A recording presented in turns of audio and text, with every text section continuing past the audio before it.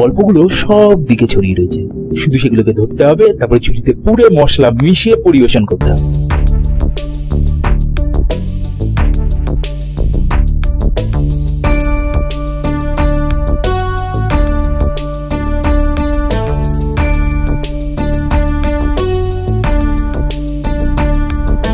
গল্পের জুজু মাথার ভিতরে বন বন করে ঘুরছে, সেই তাড়নাতে সারাদিন ধরে মন ছুটছে ছুটছে ছুটছে।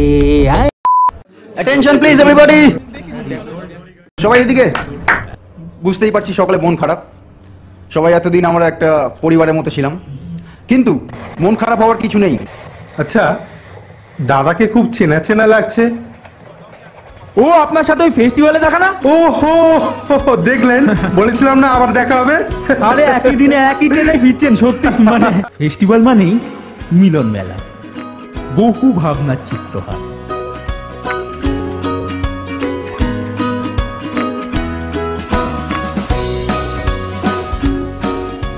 কত দেশ, কত ভাষা, কত সংস্কৃতির সমাহার।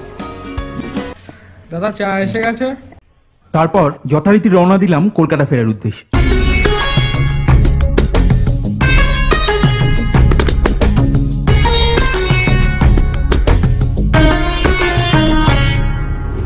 বাই দ্য ওয়ে, আপনার কথা তো কিছু বললেন না, কে কে আছে আপনার বাড়িতে?